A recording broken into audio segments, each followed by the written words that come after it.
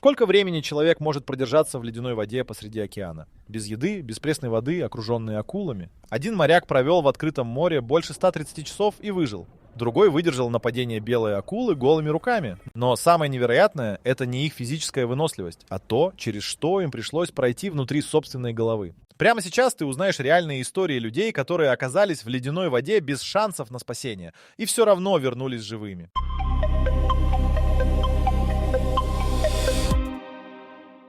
Когда тело человека погружается в воду температурой ниже 10 градусов, первое, что происходит, это не боль. Это паника дыхания.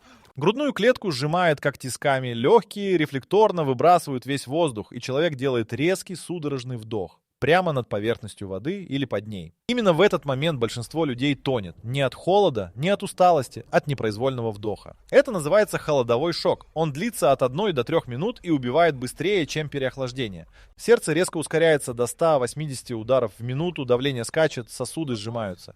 У людей со скрытыми проблемами сердца в этот момент случается остановка. Здоровые баширеи выживают, но следующие несколько минут проводят в состоянии близком к панической атаке. Второй этап наступает через 10-15 минут. Мышцы начинают отказывать. Не потому, что человек устал плыть, просто холод блокирует нервные сигналы к конечностям. Пальцы рук перестают слушаться первыми, потом предплечья, потом ноги. Пловец, способный проплыть 3 километра в бассейне, в воде температурой 8 градусов, не может удержаться на поверхности уже через 20 минут. Тело буквально перестает подчиняться. 27 марта 1994 парому «Эстония» в Балтийском море оставалось жить меньше часа. Судно начало крениться в половине первого ночи. Когда оно ушло под воду, за бортом оказались больше 800 человек. Вода в ту ночь была 4 градуса. Из 852 погибших большинство умерли не от утопления. Вообще, они умерли в первые 20 минут от холодового шока прямо в спасательных жилетах. Живыми подобрали только 137 человек. Выжили те, кто сумел забраться на плоты и частично выбраться из воды. Но холод – это только начало. Примерно через 30 минут после погружения начинается то, что медики называют нейромышечной недостаточностью. Тело перестает дрожать. Это плохой знак, потому что дрожь была последним способом вырабатывать тепло. Температура ядра тела опускается ниже 35 градусов. Человек начинает чувствовать странное тепло, но это ложное ощущение, которое возникает при критическом переохлаждении. Именно оно заставляет людей в состоянии гипотермии снимать с себя одежду. Явление, которое судмедэксперты называют парадоксальным раздеванием. Тела погибших в горах и в холодной воде нередко находят частично или полностью раздетыми. Харальд Инграм попал в ледяную воду у берегов Норвегии в феврале 1982 года. Его рыболовецкое судно перевернулось в шторм в 5 милях от берега. Температура воды составляла 3 градуса. Он плыл к берегу без спасательного жилета, в тяжелой одежде, против волн высотой в 2 метра. Через 40 минут он потерял чувствительность в ногах полностью. Еще через 10 перестал ощущать руки ниже локтей. Он продолжал двигаться к берегу только потому, что видел огни маяка и фиксировал взгляд на них, не позволяя себе смотреть вниз. Он добрался до берега через час 20 минут после крушения. Когда береговая охрана нашла его, он лежал на камнях и не мог пошевелиться. Температура его тела упала до 28 градусов. Врачи сказали, что еще 15 минут в воде стали бы для него последними. Первые минуты в ледяной воде – это не борьба с холодом. Это борьба с собственным телом, которое делает все, чтобы убить тебя раньше, чем это сделает океан.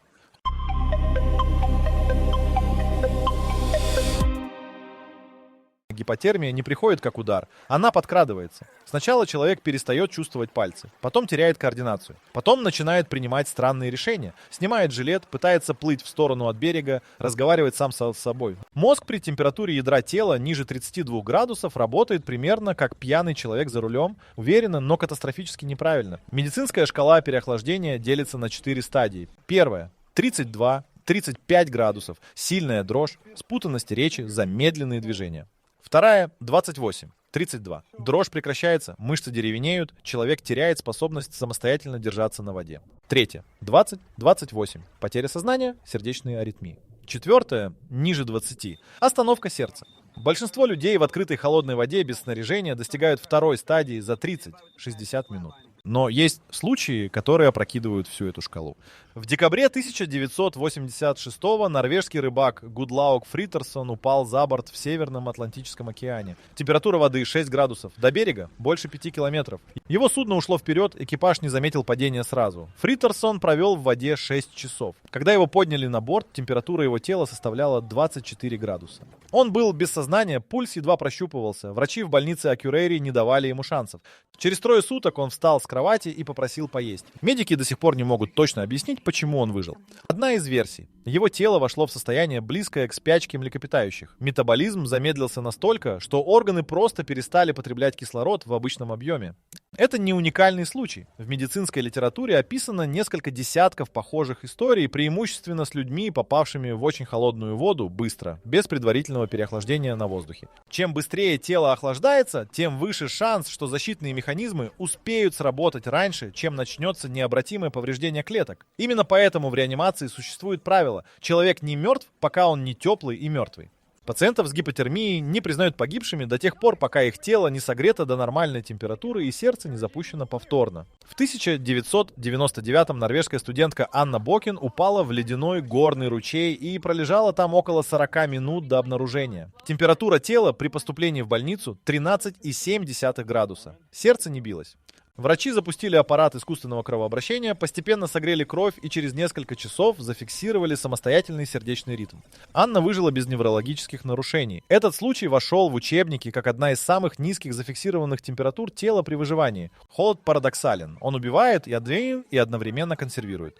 Низкая температура замедляет гибель клеток мозга, которые в нормальных условиях начинают отмирать через 4-6 минут без кислорода. При сильном переохлаждении этот срок растягивается до 30 минут и больше. Именно это дает шанс людям, чье сердце остановилось в ледяной воде, их мозг еще можно спасти, если действовать быстро. Но в открытом океане нет врачей, нет аппаратов, нет теплых одеял, там есть только вода, ветер и время. И каждая минута в воде ниже 10 градусов забирает у человека что-то. Сначала чувствительность, потом силу, потом ясность мышления. Те, кто выжил в таких условиях часами, сделали это не благодаря физической подготовке. Они сделали это потому, что нашли способ не дать холоду забрать последнее. Волю продолжать двигаться.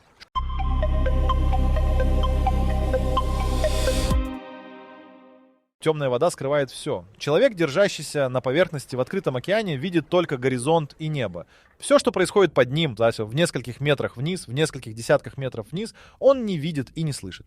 Он только чувствует, когда что-то касается его ноги. Акулы не атакуют так, как показывают в кино. Они не выпрыгивают из воды с открытой пастью. Они подходят снизу, медленно, и первый контакт — это почти всегда легкое касание. Исследователи называют это бампингом. Акула толкает объект рылом, проверяя, что перед ней. Для человека в воде этот момент — это один из самых страшных, потому что он понимает, что-то живое только что коснулось его в темноте, и он не знает, что именно и сколько их там. 11 июля 1945-го американский тяжелый крейсер «Индианаполис» был торпедирован японской подводной лодкой в Филиппинском море. Корабль затонул за 12 минут. Из 1196 членов экипажа в воду попали около 800 человек. Флот не знал о гибели корабля 4 дня. «Индианаполис» выполнял секретную миссию по доставке компонентов атомной бомбы и не должен был выходить на связь по расписанию. 4 дня в воде, кишащей акулами. Первые нападения начались уже в ночь крушения. Акулы чувствовали кровь раненых на расстоянии нескольких километров. К утру первого дня они атаковали группы выживших систематически. Заходили снизу, хватали одиночных людей, отделившихся от группы. Выжившие рассказывали, что акулы атаковали особенно активно на рассвете и в сумерках. Днем было относительное затишье, ночью снова атаки. Моряки держались группами, инстинктивно понимая, что одиночка в воде — легкая цель. Но группы тоже не давали полной защиты. Акулы заходили с краев, хватали крайних. Люди, ослабевшие от ранений или переохлаждения, опускались ниже поверхности и исчезали. За 4 дня из примерно 800 человек, оказавшихся в воде, до спасения дожили 317. Часть погибла от ранений, полученных при взрывах, часть от обезвоживания и переохлаждения. Но значительная часть была убита акулами. Это крупнейшее нападение акул на людей в истории. Выживший Эдгар Харрелл провел в воде 4,5 дня. Он описывал, как на 3-й день перестал бояться акул. Не потому, что опасность исчезла, а потому, что страх требует энергии, которой у него уже не оставалось. Он просто фиксировал их присутствие как факт и продолжал держаться на поверхности. Но акулы не единственные хищники, которых стоит бояться в открытой воде. В 1978 году яхтсмен Дугал Робертсон провел 37 дней на надувном плоту в Тихом океане после того, как его судно было протаранено косяком касаток. Касатки атаковали яхту намеренно. Несколько особей таранили корпус по очереди, пока обшивка не дала течь. Плот Робертсона окружали акулы на протяжении нескольких недель. Они не атаковали, просто сопровождали, описывая круги на расстоянии 2-3 метров. Робертсон писал в дневнике, что это психологическое давление было тяжелее голода. Мозг человека в такой ситуации начинает работать против него. Каждое движение воды под ногами воспринимается как угроза, каждая тень — как плавник. Люди, проведшие в открытом океане несколько суток, описывают состояние постоянной фоновой паники, которую невозможно унять, потому что угроза реальна и присутствует постоянно.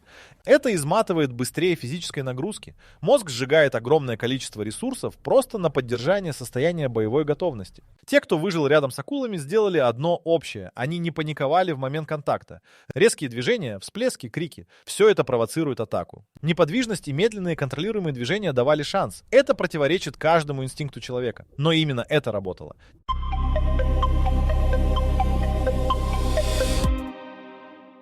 На вторые сутки в открытой воде тело начинает есть себя. Запасы гликогена в мышцах заканчиваются примерно через 12 часов интенсивной работы. Дальше организм переключается на жир, потом на мышечный белок.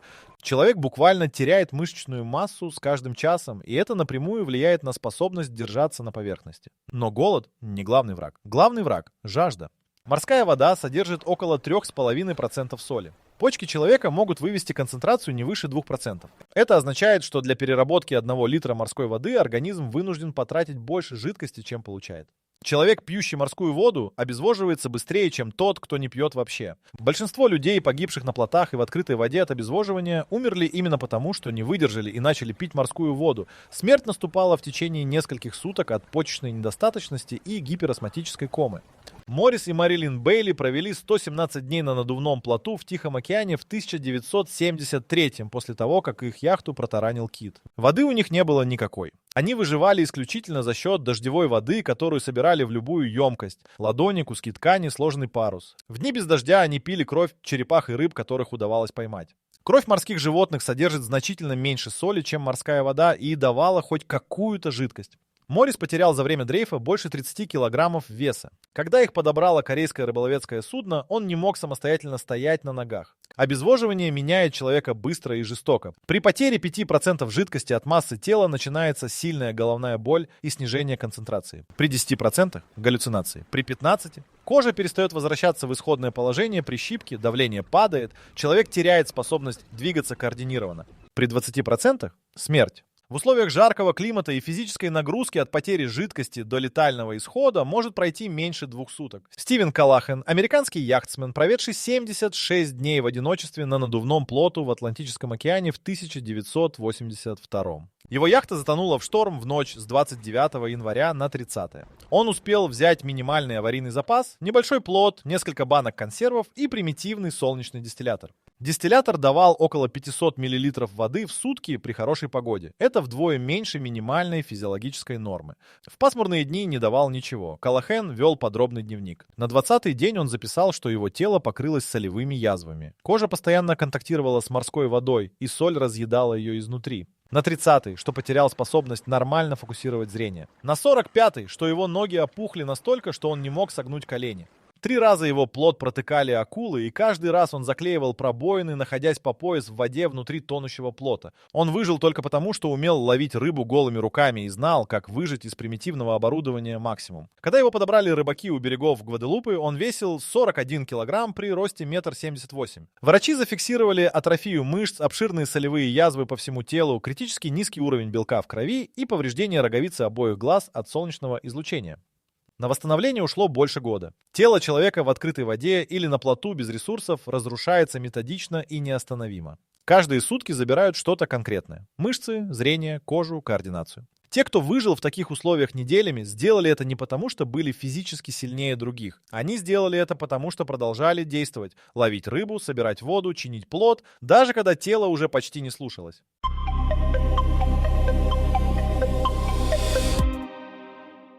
Жажда в открытом океане — это пытка особого рода. Человек окружен водой со всех сторон, видит ее, чувствует ее на коже и не может сделать ни глотка.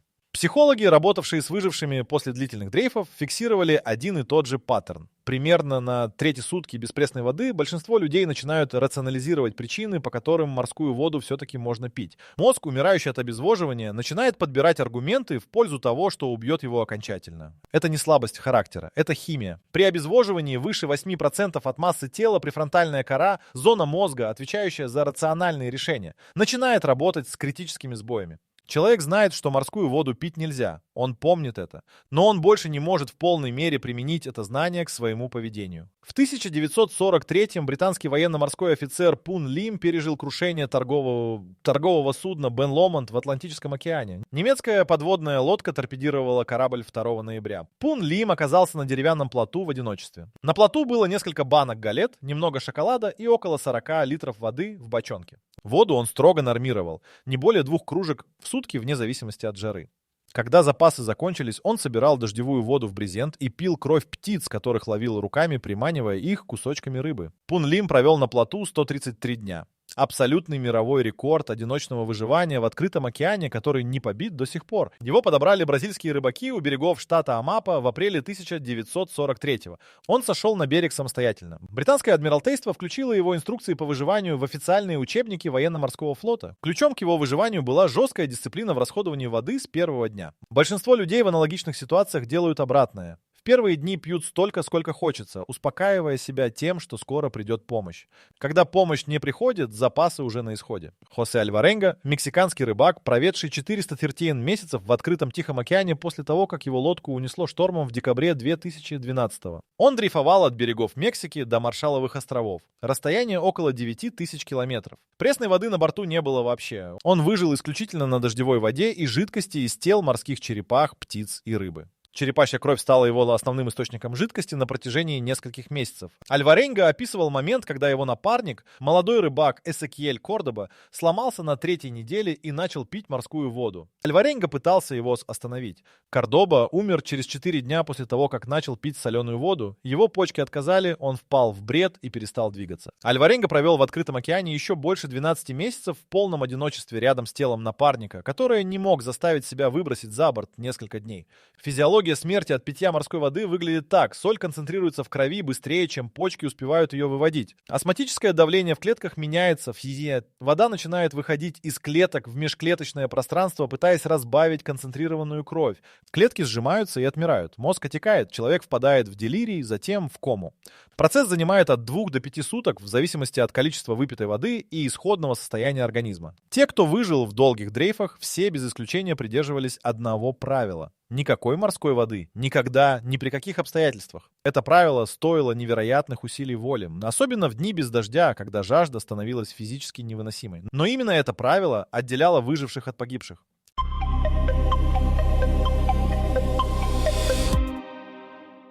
Акула чувствует электрическое поле живого существа с расстояния в несколько метров через специальные рецепторы — ампулы лоренцини. Она чувствует низкочастотные вибрации от движений на расстоянии до километра. Она улавливает запах крови в концентрации 1 часть на миллион. Это примерно 1 чайная ложка крови на 10 миллионов литров воды. Человек, ослабевший после нескольких суток в океане, двигается неровно, издает хаотичные вибрации и нередко кровоточит от солевых язв или мелких порезов. Для акулы это сигнал раненой добычи. Адриан Рашки, австралийский дайвер, атакованный большой белой акулой у побережья острова Кенгуру в октябре 2017-го. Акула атаковала снизу без предупреждения, схватила его за левую ногу и потащила вниз. Рашки ударил ее кулаком в нос, да стандартная рекомендация в таких ситуациях. И акула отпустила. Он добрался до поверхности, его подняли на лодку. Бедренная артерия была перекушена.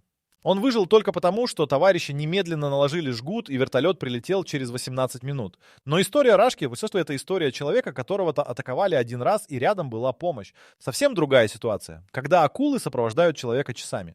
Ивонн Мёрфи, американская яхтсменка, перевернувшаяся на своей лодке во время одиночной гонки в Карибском море в августе 1989-го. Она провела в воде 19 часов до обнаружения спасателями. На протяжении последних 12 часов ее сопровождали несколько акул, предположительно тигровые, длиной около 2,5 метров каждая. Они не атаковали, они кружили на расстоянии 3-5 метров, периодически сближаясь и уходя обратно. Мёрфи описывала, что к концу она перестала воспринимать их как угрозу и начала воспринимать как компанию. Ее мозг, истощенный стрессом и обезвоживанием, переключился в режим диссоциации. Психологи объясняют это защитным механизмом. Мозг не может поддерживать максимальный уровень страха бесконечно. Ресурсы заканчиваются, и он принудительно снижает эмоциональный отклик. Люди, пережившие длительный контакт с акулами, часто описывают похожее состояние. Страх сменяется странным спокойствием, почти безразличием. Это не храбрость, это истощение нервной системы. Рамон Аратия, кубинский рыбак, атакованный акулой после крушения его лодки в Мексиканском заливе в мае 2004-го. Акула атаковала его трижды за 2 часа. Первый раз схватила за правое предплечье и отпустила. Второй раз ударила в бок, оставив глубокие порезы от зубов. Третий раз схватила за левую ступню. Аратия каждый раз бил акулу в глаз. Не в нос, а именно в глаз. Потому что нос у акулы твердый, а глаз — уязвимое место. После третьей атаки акула ушла. Аратия держался на поверхности еще 6 часов с серьезными ранениями, теряя кровь. Его нашли рыбаки с соседнего острова. Он потерял 2 пальца на левой ноге и получил повреждение сухожилий правой руки, но выжил. То, что он делал инстинктивно, удары в глаз, впоследствии подтвердили морские биологи как наиболее эффективный способ отпугнуть акулу при атаке. Роговица акулы крайне чувствительна, и прямой удар в глаз вызывает у нее болевой рефлекс, заставляющий отступить. Самое странное в историях выживания рядом с акулами — это не физические травмы. Это то, что происходит с психикой после. Большинство выживших после атак акул сообщают о повторяющихся ночных кошмарах на протяжении нескольких лет. Некоторые не могут войти в воду вообще, даже в бассейн. Несколько человек из выживших с Индианаполиса до конца жизни отказывались принимать ванну. Только душ и только с включенным светом. Тело заживает, память значительно медленнее.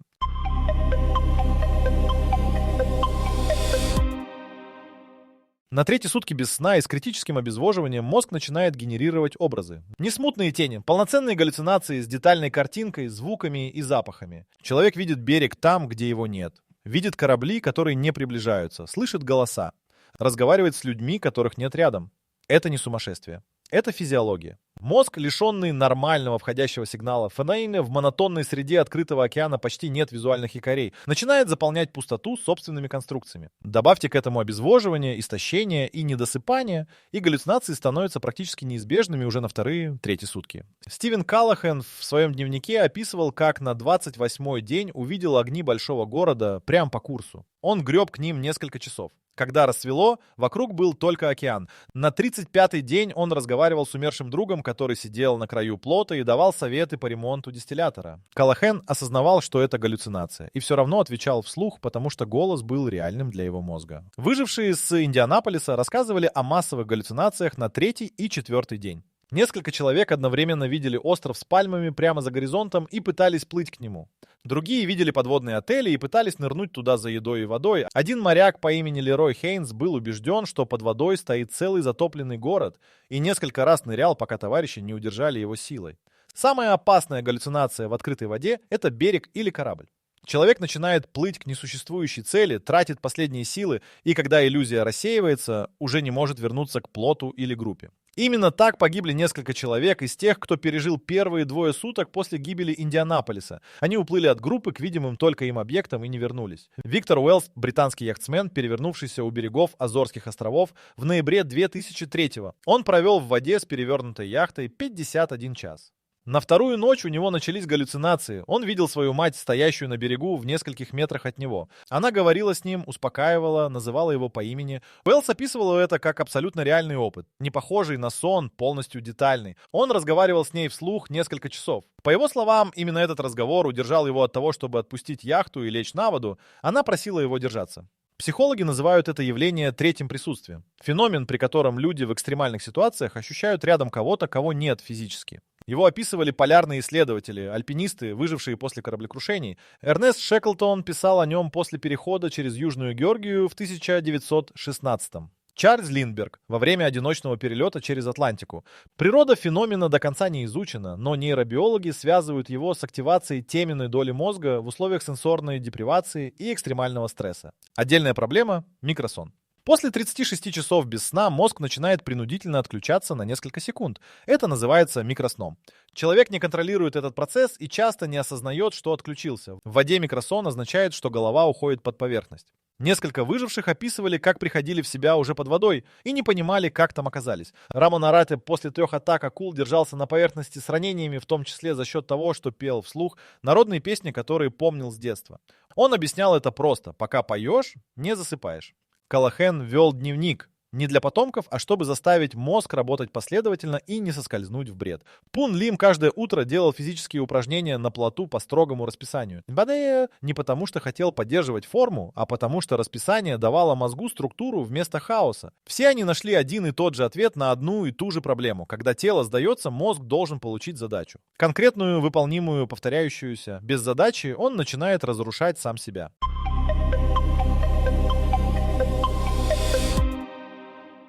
Хосе Альваренго на 180-й день дрейфа перестал считать дни. Он знал это точно, потому что перестал делать зарубки на борту лодки. Его тело к тому моменту весило меньше 50 килограммов. Ногти на руках выросли в длину больше сантиметра. Он не мог их обрезать, потому что нечем было. Борода достигала груди, кожа на ногах покрылась язвами от постоянного контакта с соленой водой. Он почти не вставал, лежал на дне лодки и смотрел в небо. В этот период он принял решение умереть. Не в смысле суицида, в общем, он просто перестал бороться, перестал ловить рыбу, перестал собирать дождевую воду, лежал и ждал, и ждал. По его собственным словам, это длилось около 3 дней. На 4-й день пошел дождь, сильный тропический ливень. Вода лилась ему прямо в лицо, и он машинально открыл рот, выпил. Почувствовал, как что-то изменилось внутри. Встал, поймал рыбу, продолжил жить, сам не понимая зачем. Это явление психологи называют второй волной воли к жизни. Оно задокументировано у множества выживших в экстремальных ситуациях. Момент полного отказа, за которым следует неожиданное возвращение к действию. Механизм до конца не понят. Возможно, это биохимия, да, организм на грани смерти выбрасывает последний резерв гормонов. Возможно, это работа мозга, который в момент принятия смерти парадоксально снимает с себя груз борьбы и получает краткое облегчение, достаточное для перезапуска. Альваренго добрался до Маршалловых островов через 438 дней после выхода в море. Местные жители, увидевшие его лодку у берега, сначала решили, что перед ними труп. Он не мог говорить, только мычал. Не мог ходить. Не узнавал людей вокруг. Его госпитализировали, и первые 2 суток врачи не были уверены, что он выживет уже на берегу. Его органы работали на пределе. Но самая жестокая история выживания в ледяной воде произошла не в тропиках. 2 декабря 1983-го норвежский нефтяник Олаф Ульсен упал с платформы в Северное море. Температура воды 2 градуса. Ближайший берег больше 100 километров. Никто не видел, как он упал. Его хватились через 40 минут. Поисково-спасательная операция началась через час после его падения. Олаф держался на поверхности в легком рабочем комбинезоне, без гидрокостюма, без спасательного жилета. Он потерял чувствительность в ногах через 10 минут, через 20 в руках ниже локтей. Он держался на воде за счет движений плечами и торса, единственных частей тела, которые еще слушались. Когда температура его тела упала до 30 градусов, он начал терять сознание. Проваливался на несколько секунд и возвращался. Каждый раз, приходя в себя, обнаруживал, что ушел под воду на несколько сантиметров. Мышцы в беспамятстве переставали работать. Его нашли через 1 час 40 минут после падения. Температура тела при подъеме на борт спасательного вертолета составляла 26 градусов. Пульс 22 удара в минуту. Он был в сознании. Когда спасатель протянул ему руку, Олаф попытался ее пожать. И не смог, пальцы не сгибались. Он сказал только одну фразу. По-норвежски: «Я знал, что вы придете». В больнице Ставангера его согревали постепенно. Резкий нагрев при критической гипотермии вызывает фибрилляцию желудочков и остановку сердца. Процесс занял 6 часов. Через 2 суток он сидел в палате и разговаривал с семьей. Единственным долгосрочным последствием стало повреждение нескольких нервных окончаний в пальцах рук. Легкое онемение, которое осталось навсегда. Медики, работавшие с ним, назвали его выживание необъяснимым с точки зрения стандартных прогнозов. При температуре воды 2 градуса и отсутствии защитного снаряжения расчетное время выживания составляет 30-45 минут. Олаф провел в воде почти вдвое больше. Он сам объяснял это просто. Он не позволял себе думать о холоде. Он думал только о следующем движении, следующем грибке плечом, следующем вдохе, следующей секунде. Не о спасении, не о семье, только о следующей секунде, по одной.